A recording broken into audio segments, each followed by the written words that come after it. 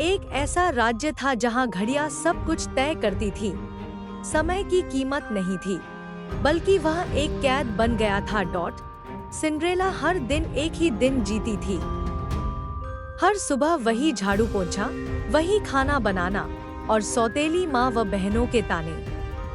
हर शाम सूरज ढलता और सब कुछ रीसेट हो जाता। यादें धुंधली पड़ जाती, कुछ भी आगे नहीं बढ़ता।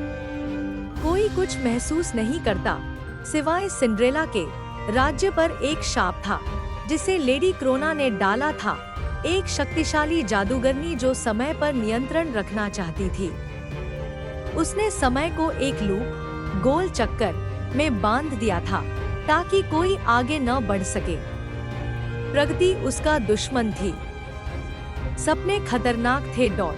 लेडी क्रोना अपनी घंटों की मीनार में बैठी थी, चारों ओर हजारों टिक-टिक।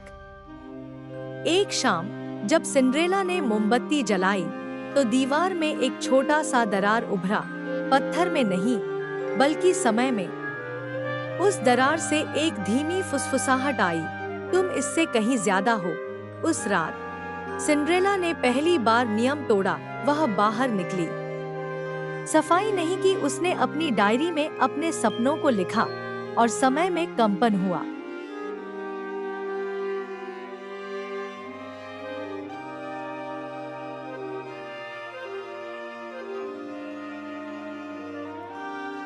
सितारे टिमटिमाए। लेडी क्रोना की घड़ियां एक पल को रुक गईं। इसके बाद सिंड्रेला ने बदलाव शुरू किए। एक नया गाना गाया, एक नई रेसिपी बनाई, एक अनजान से दया से बात की। हर छोटा बदलाव एक लहर पैदा करता। उसका हर काम हकीकत को फिर से गढ़ रहा था। गुस्से से जलती हुई लेडी क्रोना एक आंधी की तरह प्रकट हुई, रेत, पहियों और घड़ी की सुइयों के बीच। तुम समझती हो कि तुम समय से तेज हो सकती हो? वह गर्जी, मैं ही समय हूँ। लेकिन सिंड्रेला डरी नहीं। तुम घड़ियों को रोक सकती हो, उसने शांत स्वर में कहा, लेकिन मुझे नहीं। उसने अपनी डायरी उठाई, जिसमें उसके सपने, बदलाव और हिम्मत भरी थी, और जमीन पर तोड़ दी।